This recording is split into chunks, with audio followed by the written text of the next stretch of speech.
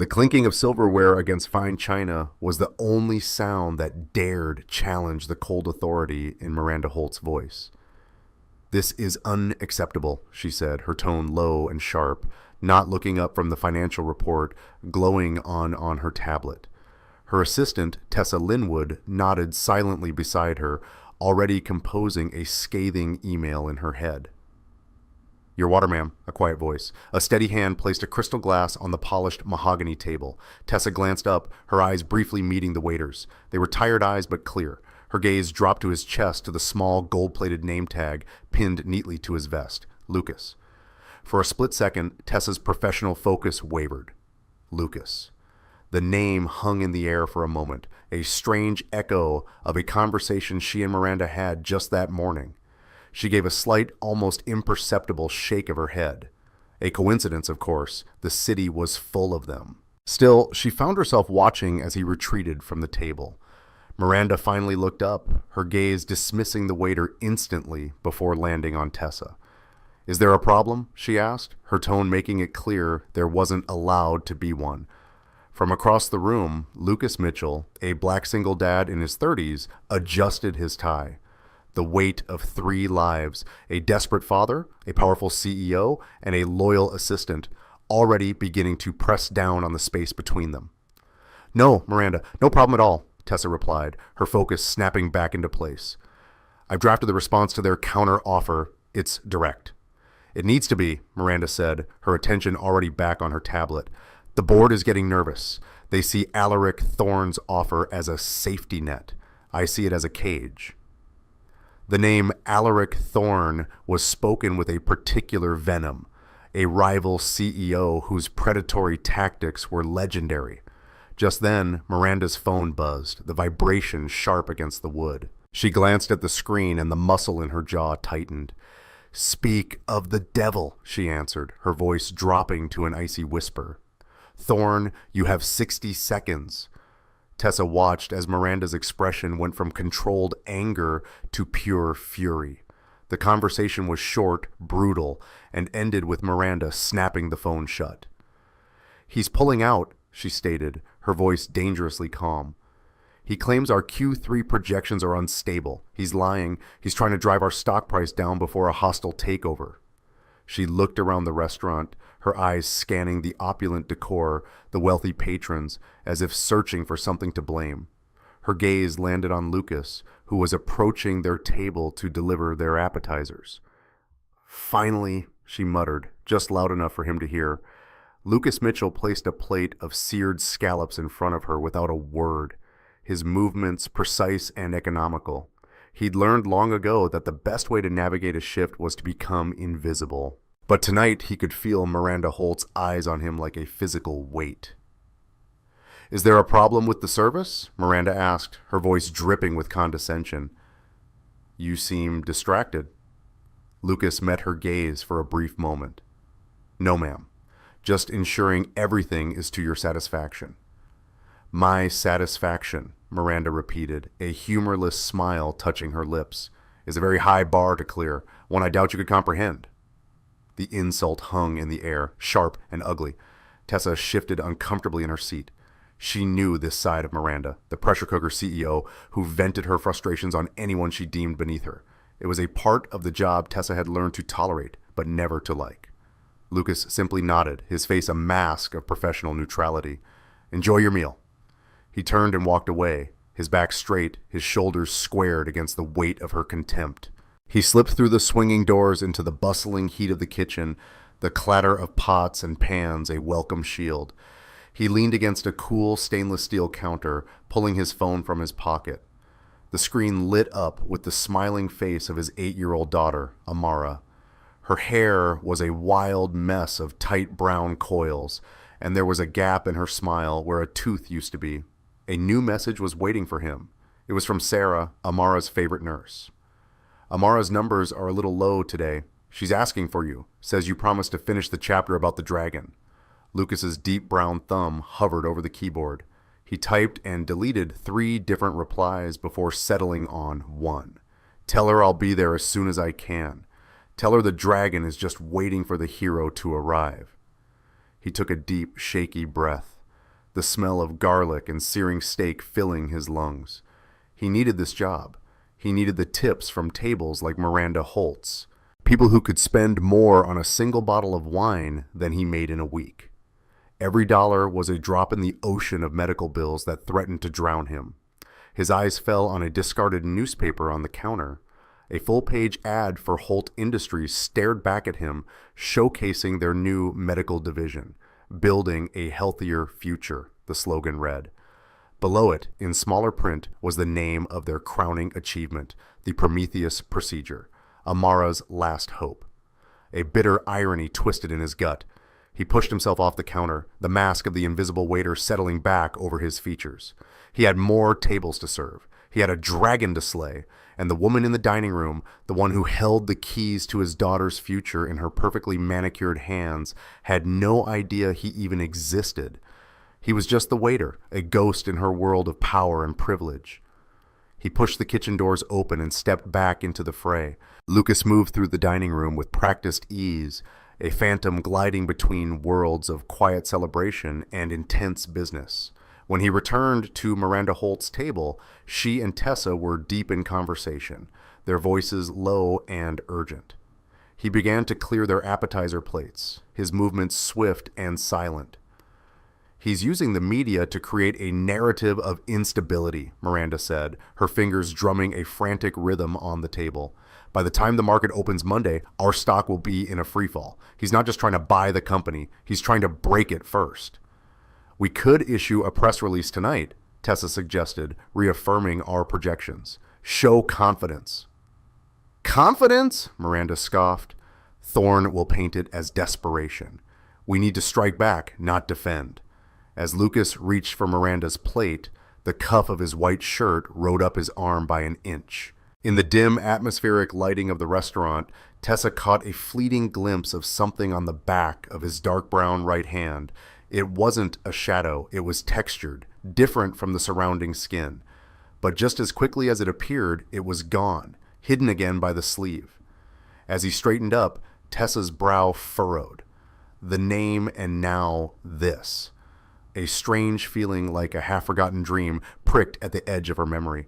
Miranda noticed her assistant's momentary lapse in focus, and her irritation spiked.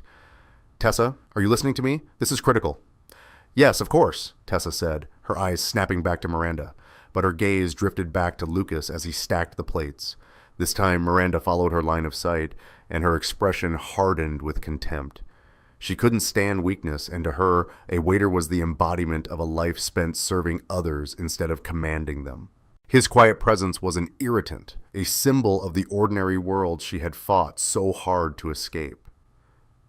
"It must be a simple life," Miranda said suddenly, her voice laced with a strange mix of pity and scorn. She was speaking to Tessa, but her words were aimed squarely at Lucas. "Clock in, clock out, no real responsibilities, no empires to protect." The words struck Lucas Mitchell, the black single dad, with the force of a physical blow. No real responsibilities. He thought of Amara's pale face, the constant beeping of the machines that were keeping her alive, the crushing weight of every single decision he had to make. He thought of the file full of medical jargon he'd forced himself to learn, the desperate late-night calls to insurance companies, the soul-crushing burden of holding his child's life in his hands. His dark brown right hand, the one Tessa had glimpsed, clenched into a fist at his side, the knuckles turning white.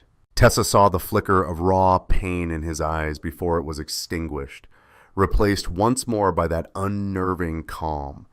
She saw the tightening of his jaw, the subtle clenching of his fist. This was not the reaction of a man with no responsibilities. It was the reaction of a man carrying a burden so heavy, it was invisible to people like Miranda. Her suspicion solidified into a knot of certainty in her stomach. There was something more to this waiter, something important. When Miranda wasn't looking, Tessa gave Lucas a small, almost imperceptible nod, a silent apology for her boss's cruelty. It was a tiny gesture, but in the cold, transactional space of the restaurant, it felt like a lifeline. Lucas acknowledged it with a slight dip of his head before turning to leave. "Forget him," Miranda said, waving a dismissive hand. "We need a plan. If Alaric Thorne wants a war, he'll get one. Book a press conference for 9 a.m. Monday and get the legal team on the phone. I want to file an injunction against him for market manipulation. We'll bury him in litigation."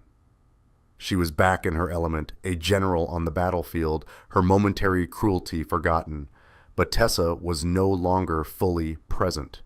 Her mind was churning, trying to connect the dots. The name, the flash of a scar, the deep hidden pain in his eyes. The main courses arrived, carried by a different server.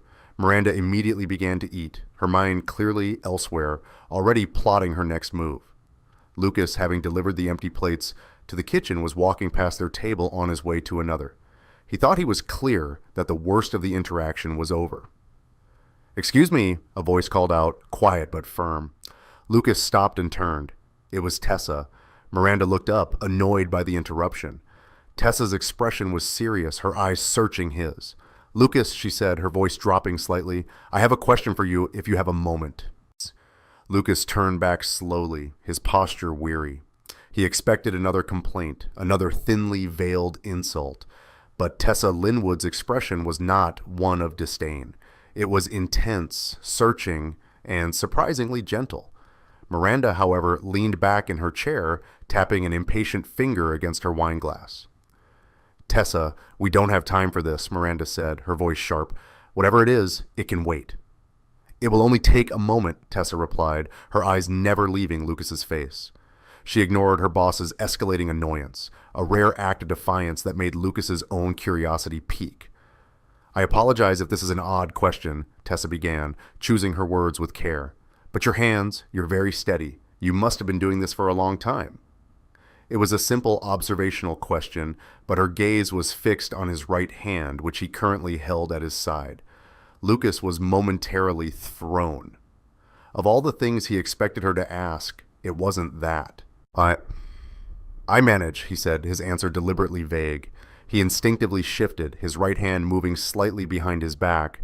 It was an old habit, a subconscious motion to hide the one part of himself that always drew unwanted attention. The movement did not go unnoticed by Tessa. Her heart began to beat faster. She was close. She could feel it. "Don't be modest," Tessa pressed, a new edge of urgency in her voice. "A steady hand is a sign of great discipline. My father always said you could tell a lot about a man by his hands." At the mention of her father, Miranda's expression softened for a fraction of a second, a flicker of old grief crossing her features before the mask of command snapped back into place. The conversation felt surreal to Lucas. Here he was, his daughter's life hanging in the balance, discussing the steadiness of his hands with two of the most powerful women in the city. He just wanted it to be over. He needed to get back to the hospital. "I'm sure you have more important things to discuss," Lucas said, his voice polite but firm, a clear attempt to end the interaction. He started to turn away again. "Wait," Tessa said, a little too loudly. This time Miranda had had enough. "For heaven's sake, Tessa, what is the meaning of this? He's a waiter. Let him do his job." She gestured impatiently at Lucas. "My glass is empty. Do you think you could manage that simple task?" The command was deliberately demeaning. Lucas's jaw tightened, but he complied, stepping forward to retrieve the wine bottle from its silver chiller. He picked it up with his left hand, a practiced motion, but the angle was awkward. To pour without dripping, he had to steady the bottle's neck. Without thinking, he brought his right hand up to support it, and there it was, under the direct focused beam of the overhead spotlight. The back of his dark brown right hand was fully illuminated. It wasn't a glimpse this time, it was a clear, undeniable view. A web of silvery, puckered scar tissue stretched from his knuckles to his wrist, the skin permanently altered by an old, ferocious heat. It was the kind of scar that told a story of fire and pain. Tessa gasped, a tiny, sharp intake of breath. Her eyes locked onto the scar, and in that instant, every piece of the puzzle clicked into place. The name, the quiet strength, the hidden pain, and now the proof seared into his skin. It's him. The thought was so loud in her head she was shocked Miranda couldn't hear it. The world seemed to slow down, the clatter of the restaurant fading into a dull roar. The man Miranda Holt had been searching for, The hero her father had written about with such reverence was standing right in front of them, pouring her wine like a servant. Miranda, oblivious, was looking at her phone, having already dismissed him. She didn't see the scar. She didn't see the look of stunned, earth-shattering realization on her best friend's face. Lucas finished pouring, his hand trembling almost imperceptibly. He hated people seeing the scar. It brought back memories he fought daily to suppress. The smell of gasoline, the searing heat, the screams. He quickly pulled his hand back, the cuff of his shirt falling back into place, hiding the evidence of his past. He placed the bottle back in the chiller and turned to leave, his heart hammering against his ribs. The intensity of Tessa's stare had unnerved him more than Miranda's insults. "Thank you, Lucas," Tessa whispered, her voice thick with an emotion he couldn't decipher. He nodded once, not trusting himself to speak, and walked away, disappearing into the comforting anonymity of the bustling restaurant. Tessa sat frozen, her mind a whirlwind. She looked at Miranda, who was now deep in a text conversation, her features set in a scowl of concentration. She had to tell her. But how? How do you tell your boss, a woman who despises weakness and sentiment, that the waiter she just humiliated is the one person on earth her family owes an unpayable debt to, the hero her father died wanting to thank? Miranda finally put her phone down, a grim look of satisfaction on her face. "There," she said. "Let's see Alaric Thorne wriggle his way out of this. I've just authorized a full-scale legal assault." She picked up her fork, ready to resume her meal, but paused, noticing Tessa's strange silence. "What's wrong with you tonight?" Miranda asked, a hint of genuine concern in her voice. "You look like you've seen a ghost." Tessa stared at her friend, the woman she had worked with for over a decade, the woman she knew better than anyone. She opened her mouth to speak, the monumental words forming on her lips. "Miranda, I found him." But she couldn't say it. Not yet. The timing, the setting, it was all wrong. The revelation was too fragile, too important. It couldn't be another casualty of Miranda's corporate war. "I'm fine," Tessa lied, the words feeling like ash in her mouth. "Just a headache." She took a sip of water, her hand shaking so much she nearly spilled it. Her mind wasn't on Alaric Thorne or hostile takeovers. It was on a quiet waiter with tired eyes, a daughter in a hospital, and a scar that had just changed everything. The rest of the meal was a blur for Tessa. Miranda talked strategy, dissecting Alaric Thorne's corporate history with the precision of a surgeon, but her words were a distant hum in Tessa's ears. Every time Lucas passed their table, a jolt went through her.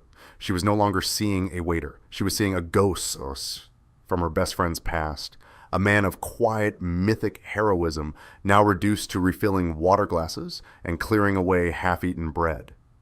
She noticed the slight fraying at the cuff of his sleeve, the worn-down heels of his shoes, details that now seemed like clues to a story of profound hardship. The contrast was staggering.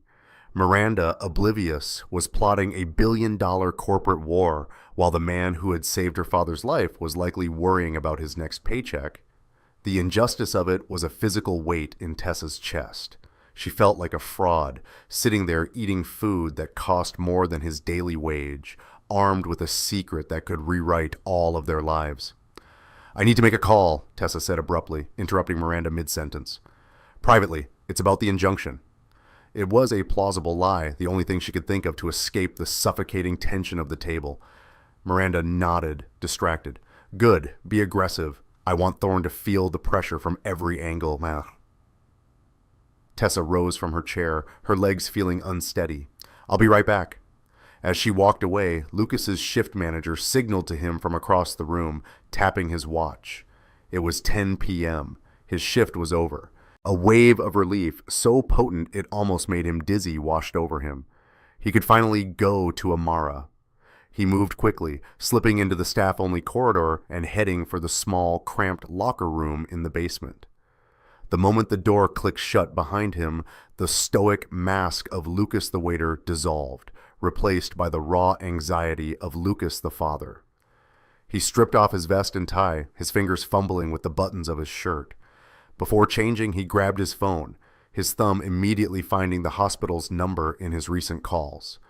The phone rang twice before Sarah, the night nurse, picked up. St. Jude's Pediatric, this is Sarah. Sarah, it's Lucas Mitchell. How is she? How's Amara? He asked, his voice strained. Hey, Lucas. Sarah's voice was warm but tired. She's sleeping now. Her heart rate was a little erratic earlier, but she stabilized. She was asking for you, though. She wouldn't sleep until I promised to tell you. She saved the last pudding cup for you. A weak, watery smile touched Lucas's lips, outlined by a well-groomed goatee. That's my girl, always thinking of her old man's stomach. The smile faded. The erratic heart rate, is that bad? The doctors say it's expected with her condition, Lucas, Sarah said gently, confirming his deepest fears. But it does mean we're running out of time for a long-term solution, the Prometheus procedure. Have you had any luck? The hope in her voice was like a knife in his gut. Not yet, he said, the words tasting like failure. But I'm still trying. Don't you worry. I'm not giving up. We know you're not, she said softly. Now, get some rest. You sound exhausted. I'm on my way now, he said, hanging up. He leaned his head against the cool metal of the locker, his eyes closed. Running out of time. The words echoed in his head, a drumbeat of pure terror. Meanwhile, Tessa stood in a quiet alcove near the restaurant's lobby, her own phone in her hand. Her excuse to Miranda was a lie, but she was indeed making a call to a private investigator she kept on retainer for Holt Industries for sensitive corporate matters. Mark, it's Tessa Linwood, she said, her voice low. I have an urgent personal request. I need everything you can find on a man named Lucas Mitchell. Mitchell. I believe he works at the Crimson Arch restaurant. I need it tonight. She hung up and paced the small space, her mind racing. It felt like a gross invasion of his privacy, but she had to be sure. She had to know the full story before she presented it to Miranda. A few minutes later, Lucas Mitchell, a black single dad in his 30s, emerged from the back alley employee exit, pulling on a worn denim jacket. The cool night air was a welcome relief from the stuffy heat of the kitchen. He started walking quickly, his path to the bus stop, a familiar, ingrained route. He had to get to the hospital. He'd only made it a few feet down the dimly lit alley when a figure stepped out from the shadows of a doorway, blocking his path. He flinched, his body tensing, ready for a confrontation. It was Tessa Linwood. Her hair was slightly disheveled, and she was clutching her phone so tightly her knuckles were white.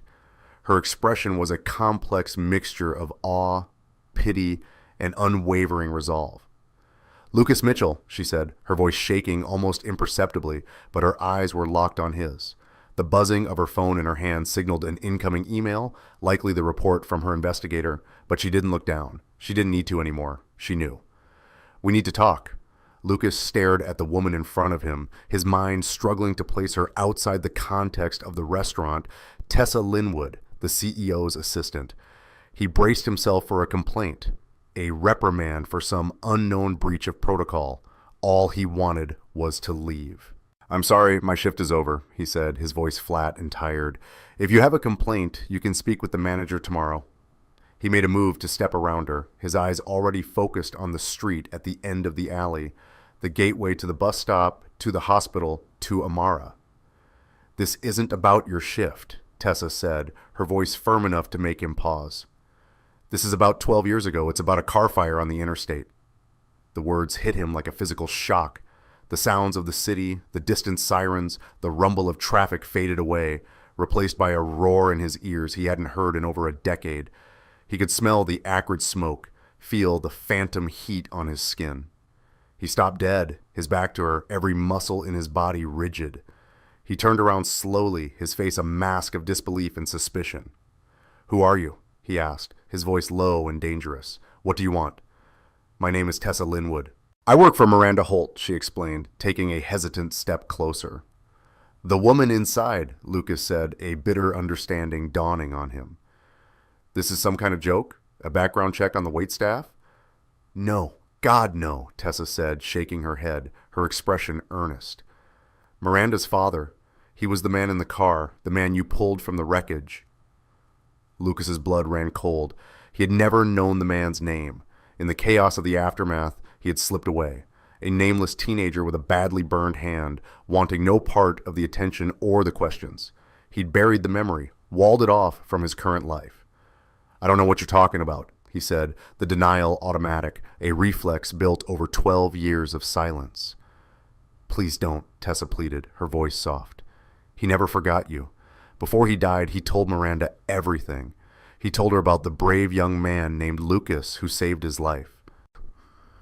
She took another step, her gaze dropping pointedly to his dark brown right hand, which was clenched into a fist at his side, and he told her about the scar. The fight went out of him. His shoulders slumped, the denial crumbling into a pile of long-buried memories. He looked down at his own hand, at the permanent silvery reminder of that night. It was real. This was happening. "Why?" he asked, his voice barely a whisper. "Why now? After all this time?" "She's been looking for you," Tessa said, her voice thick with emotion. "Ever since he died. Her father made her promise she would find you. To thank you. To repay the debt." The word repay hung in the alley, a meaningless concept to Lucas. He hadn't done it for a reward. He had done it because it was the right thing to do. He looked past Tessa at the glowing windows of the restaurant. He thought of Miranda Holt, of her cold eyes and cruel words. The idea that she, of all people, was searching for him felt like a cosmic joke. Just then, Tessa's phone buzzed in her hand, a sharp, insistent vibration. She glanced down, her eyes scanning the first few lines of the email that had just arrived, the preliminary report from her investigator. Her face went pale. The professional composure she had maintained throughout the conversation dissolved into pure, unadulterated shock. The report was concise. Lucas Mitchell, 32, widowed, sole custody of one daughter. Amara Mitchell, 8, current patient at St. Jude's Pediatric Cardiology Unit. Diagnosis, restrictive cardiomyopathy. Awaiting. Tessa didn't need to read the rest. She knew what it would say. Her head snapped up, her eyes wide with a horrified understanding that went far beyond the chance discovery of a long-lost hero.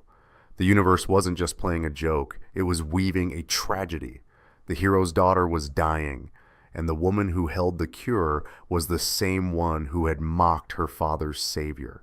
Lucas saw the change in her expression, the dawning horror, and his own fear spiked.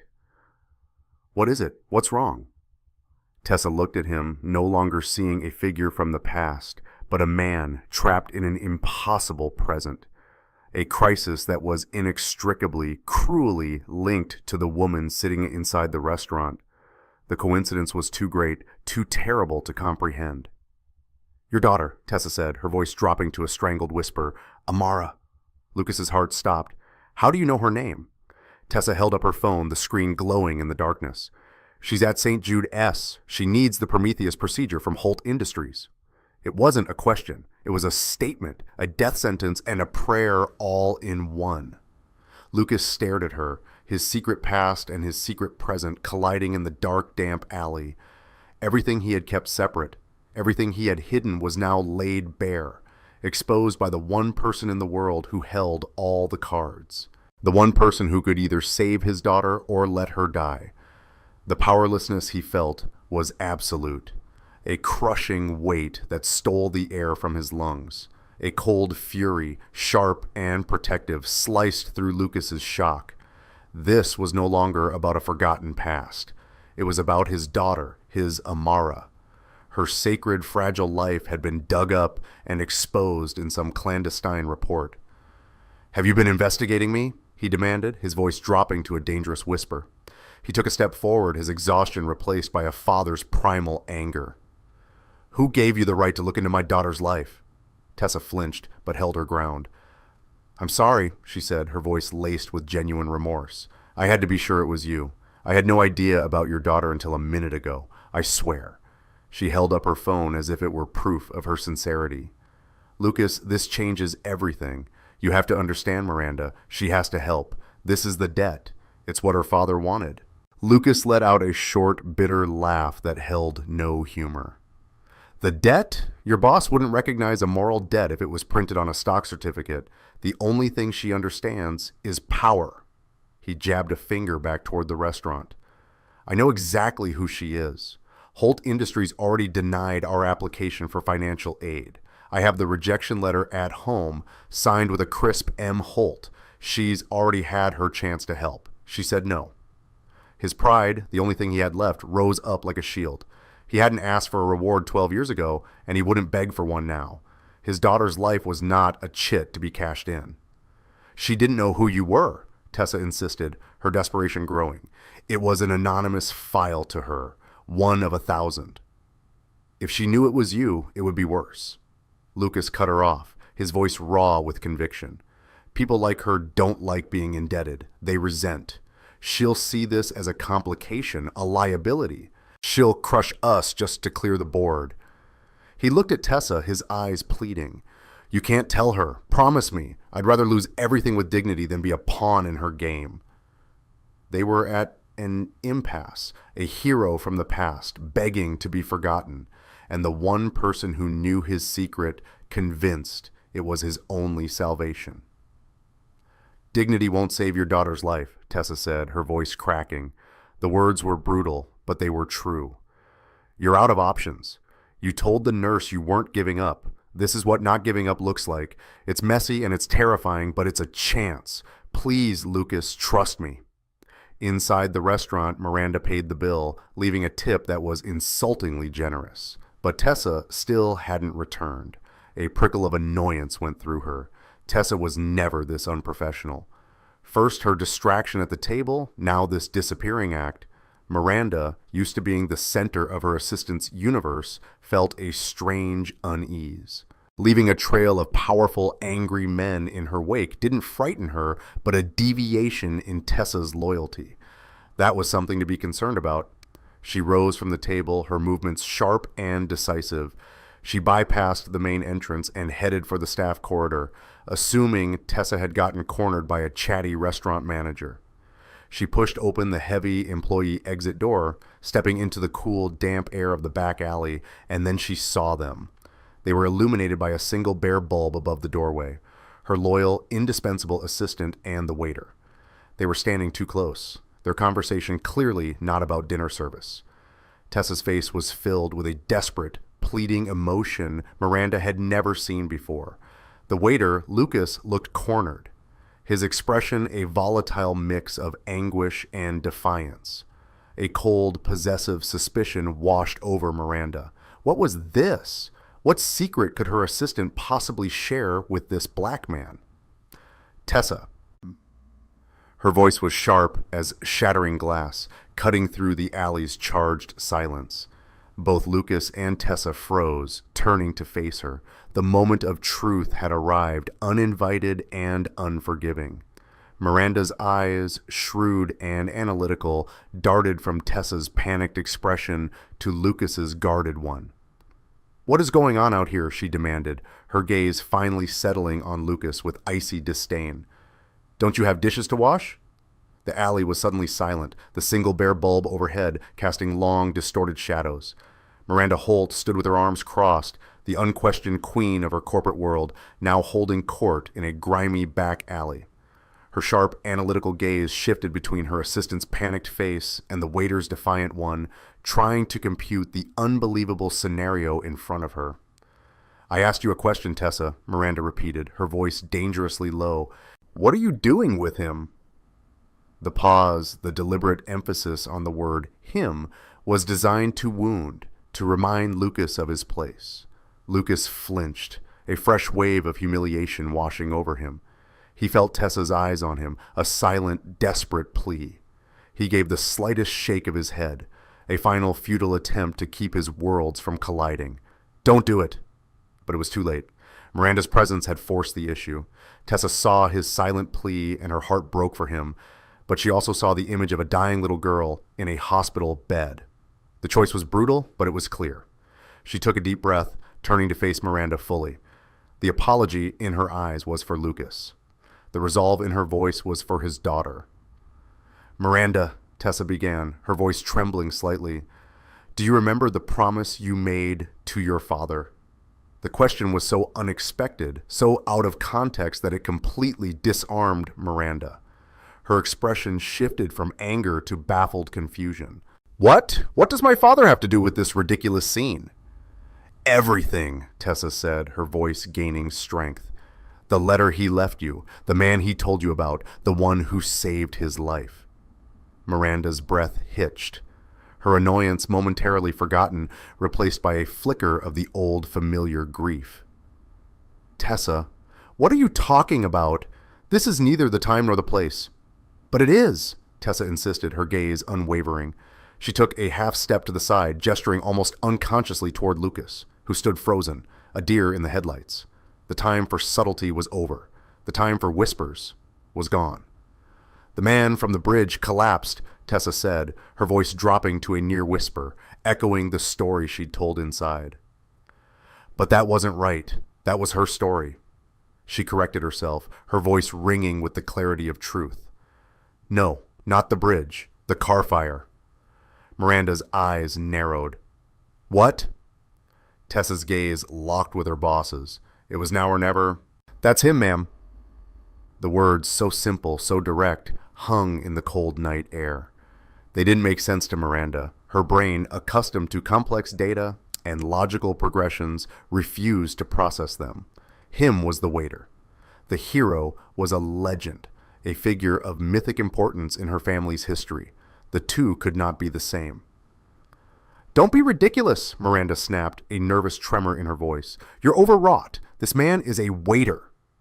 Look at his hand, Miranda, Tessa urged, her voice cracking. Your father said he would have a scar on his right hand. It happened in slow motion. Miranda's eyes, against her will, were drawn down to Lucas's right hand. He had instinctively tried to shove it into his jacket pocket, but he was too late. Under the stark glare of the alley light, the silvery webbed tissue of the burn scar was undeniable. The world stopped. For Miranda Holt, the alley, the city, her entire universe tilted on its axis. The image of the scar was a key unlocking a flood of memories she had compartmentalized for years. Her father's voice, weak from his hospital bed, describing the searing heat. The door was jammed, Miranda. The flames were everywhere. And then this boy, this young man, he just appeared. He wrenched the door open with his bare hand. Her mind flashed to the worn, tear-stained pages of his letter. Find him. Find the boy named Lucas, his hand. The fire caught his hand as he pulled me free. Find him and show him what a Holt's gratitude looks like. She looked from the scar on Lucas Mitchell's dark brown hand to the tired, desperate eyes of the man she had mocked not an hour before. The hero of her father's story. The waiter who served her scallops. The father whose application for aid she had denied without a second thought. The cold, calculated armor she had spent her life building cracked. Then it shattered. The color drained from her face, leaving a pale, waxing mask of pure shock. Her mouth opened slightly, but no words came out. The air seemed to turn to ice in her lungs. She couldn't breathe. She froze. Her entire body went rigid. Her expensive heels cemented to the grimy pavement. She was no longer a CEO. She was no longer a warrior. She was just the daughter of the man he had saved, and the woman who had, in a twist of cruel cosmic irony, been given the power to either save or destroy his own child. The weight of it all, the debt, the promise, the cruelty, the desperation, crashed down on her in one silent, devastating wave. The silence that followed was absolute. Tessa watched Miranda, her heart pounding, holding her breath. Lucas stood before the powerful woman who held his daughter's fate in her hands, exposed and terrified, waiting for the verdict. The silence in the alley stretched for what felt like an eternity, thick and heavy with the weight of unspoken history. Lucas could hear his own heart beating, a frantic, terrified drum against his ribs. Miranda's face, illuminated by the harsh overhead light, was a canvas of warring emotions, shock, denial, and a slowly dawning, soul-crushing shame. Finally, she moved. It was a small, jerky motion, as if her body was relearning how to operate. She took a single unsteady step forward, her eyes never leaving Lucas. The ice in her voice had melted, replaced by something brittle and fragile. "Is it true?" she asked, the words barely a whisper. It wasn't an accusation. It was a plea, a desperate hope that this might all be some terrible misunderstanding. Lucas looked from her shattered expression to Tessa's anxious one. The time for denial was over. He gave a single tired nod. Yes. The simple confirmation seemed to strike Miranda harder than any lengthy explanation could have. She visibly recoiled, her hand flying to her mouth as if to stifle a gasp. The image of her father, his face alight with gratitude as he described his rescuer, superimposed itself over the face of the weary man standing before her, the man she had ridiculed, the man she had dismissed. Her mind, usually a fortress of logic and strategy, was in chaos. Every cruel word she had spoken, every condescending glance, now played back in her memory, each one a fresh stab of guilt. She'd been so determined to honor her father's legacy by building his company into an empire. But in the process, she had completely failed to honor his final, most personal wish. She hadn't just failed to find his savior. She had found him and treated him like dirt. The shame was a physical thing, a hot, suffocating wave that threatened to bring her to her knees. Tessa saw the storm in Miranda's eyes and knew this was the moment to bring the past into the present. "Miranda," she said gently, stepping forward. "There's more. It's not just about what happened back then. It's about now. Lucas, his daughter Amara, she's the reason he's working here. She's sick." Miranda's head snapped toward Tessa, her eyes clouded with confusion. "His daughter?" Tessa's heart ached. This was the final, most devastating blow. "The application," she said, her voice soft but clear. "The one for the Prometheus procedure that came through Finance Committee on Monday. The one we denied?" She paused, letting the weight of her next words land with their full, terrible force. "That was for his daughter. If the first revelation had cracked Miranda's world, this one pulverized it into dust. The corporate feud with Alaric Thorne, the stock prices, the injunctions, all of it vanished, shrinking into complete and utter insignificance. All she could see was a chain of causality, a cruel karmic loop that started with a selfless act of heroism and was ending with a cold, bureaucratic denial. Her father was given decades of extra life because of Lucas Mitchell, and she, his daughter, had just denied Lucas's own child that same chance. The perfect, horrifying symmetry of it stole the breath from her lungs. She turned back to Lucas, and for the first time she truly saw him. Not as a waiter, not as an inconvenience, but as the man his father had described. A hero who was now a desperate father fighting a battle far more important than any corporate takeover. The power dynamic between them hadn't just shifted, it had inverted, leaving her in a moral deficit so profound it felt like bankruptcy. The shock finally gave way to a new, urgent clarity. The shame was still there, but now it was a fuel, igniting a fierce, desperate need to act, to atone, to fix what she had so terribly broken. Her father's debt was no longer a vague, sentimental mission. It was a clear, life-or-death imperative. She straightened up, the CEO's decisiveness returning, but it was transformed, imbued with a new, raw purpose. Her voice, when she spoke, was devoid of its earlier arrogance. It was quiet, strained, but held a core of absolute resolve. She looked at Lucas, her eyes pleading for an understanding he had no reason to give her. "Get in the car," she said, her voice cracking on the last word. It wasn't a command, it was a request. "Both of you." She turned, not waiting for an answer, and strode toward the street where her driver was waiting, her confident stride now looking like a desperate flight. A flight from her own failure and a race toward a chance at redemption. "We're going to the hospital," she called back over her shoulder, her voice ringing with an authority that was no longer about power, but about penance. The ride to the hospital was a strange, suspended reality. The three of them sat in the plush leather interior of Miranda's town car, a bubble of silent, churning emotion moving through the city's glittering nightscape. Lucas stared out the window, the familiar streets of his commute looking alien and foreign from this new vantage point.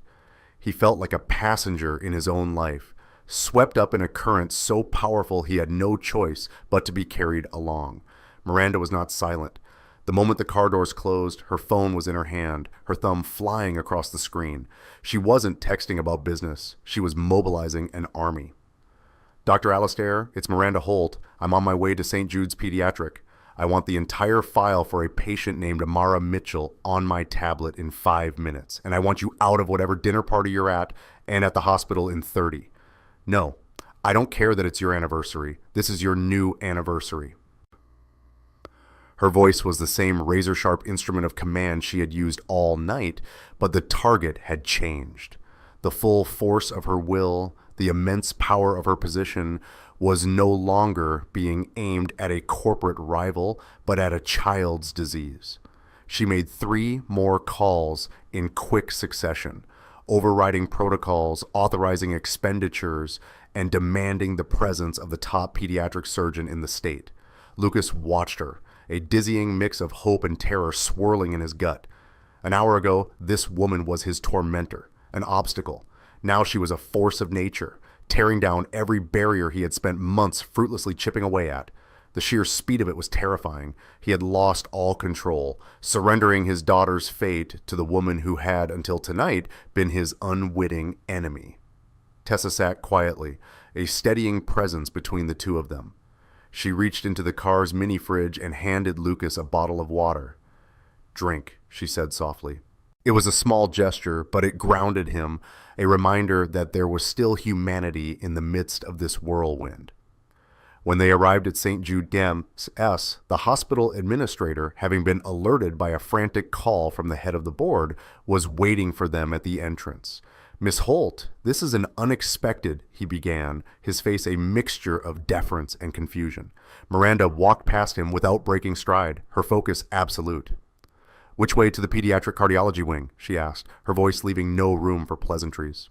The walk down the brightly painted corridors was a silent, brutal education for Miranda.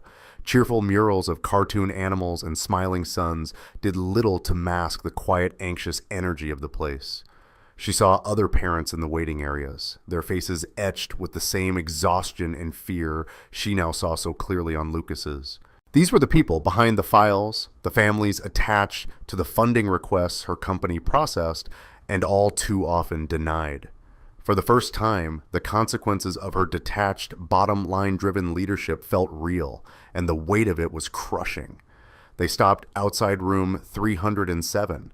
A hand-drawn picture of a dragon was taped to the door with Amara's lair. "Trespassers will be roasted," written in shaky crayon. Lucas paused, his hand hovering over the doorknob. This was his sanctuary, the one place in the world that was his and Amara's alone. He looked at Miranda, his protective instincts warring with his desperate hope. Miranda understood. She, who had never asked for permission for anything in her life, now waited for his. Her voice was barely audible. "May I?" Lucas looked at the crayon drawing, at the name of the woman who held the key to his daughter's future, and gave a slow, deliberate nod. He pushed the door open. The room was dim, lit only by the soft glow of the medical monitors that stood like silent sentinels around the small bed. Amara was asleep, her small face pale against the white pillow, her chest rising and falling in a shallow, monitored rhythm. The nurse, Sarah, looked up from her chart, her eyes widening in surprise to see Lucas accompanied by 2 women in immaculate business attire. The sight of the small, fragile child in the bed was the final blow to Miranda's composure. This was it, the real bottom line, the culmination of a 12-year-old promise and a day-old rejection letter. A lump formed in her throat so thick she couldn't swallow. This sleeping child was the living embodiment of her family's debt and her own profound failure. As if sensing the new presence in the room, Amara stirred. Her eyelids fluttered open, and she looked around sleepily until she saw her father. A weak but brilliant smile lit up her face. "Daddy," she whispered, her voice raspy. You forgot my pudding." "I'll get you 2 tomorrow," Lucas promised, his voice thick with emotion as he rushed to her side and took her small hand. Amara's gaze then drifted past him to the 2 strangers standing near the door. She wasn't scared, just curious. "Who are your friends?" Lucas froze, the question hanging in the air.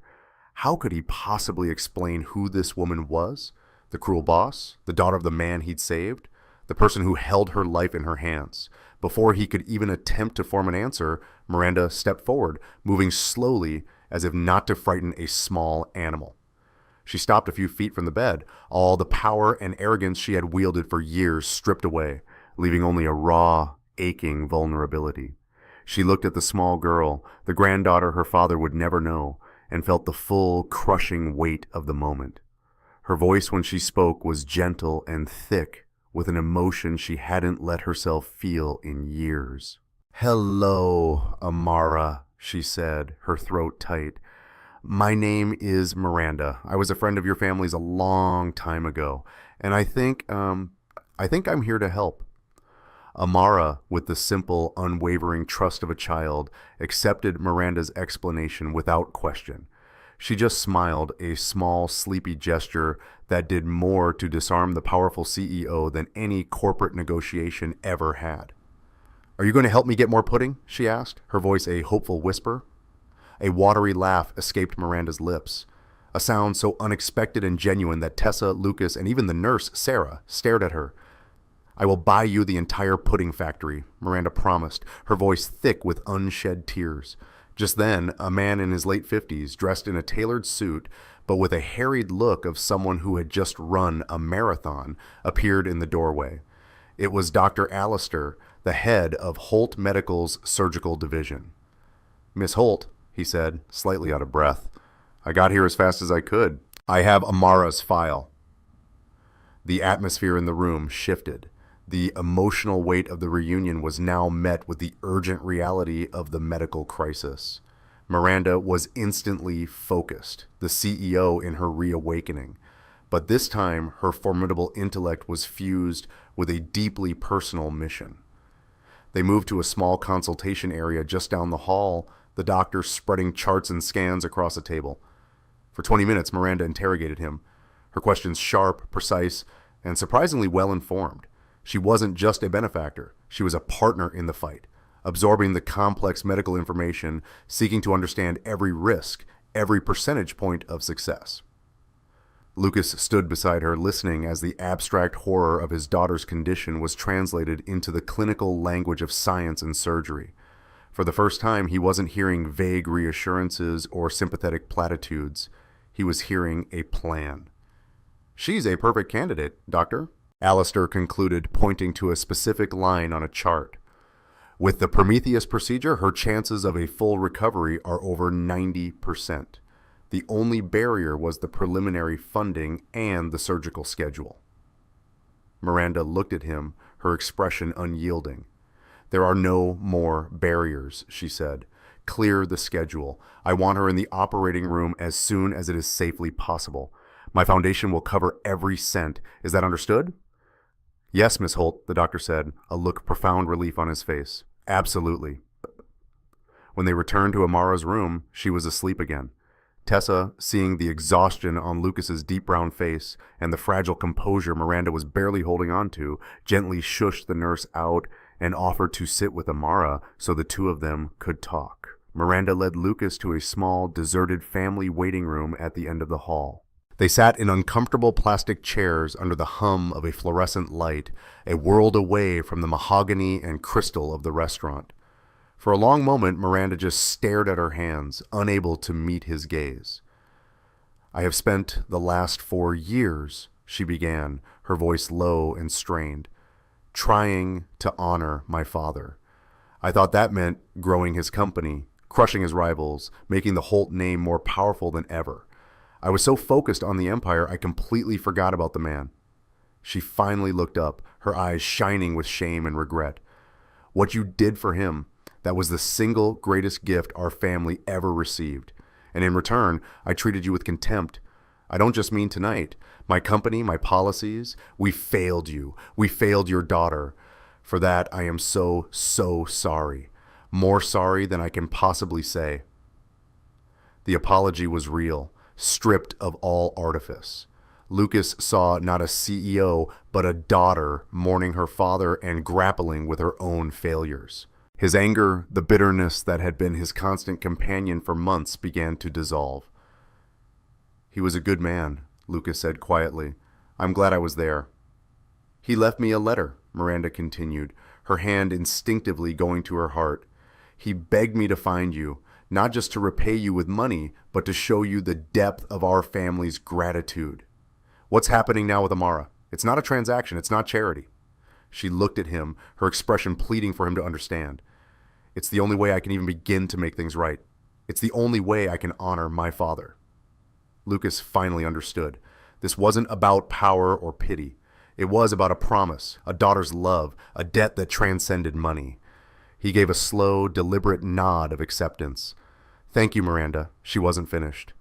My company needs to change. I need to change.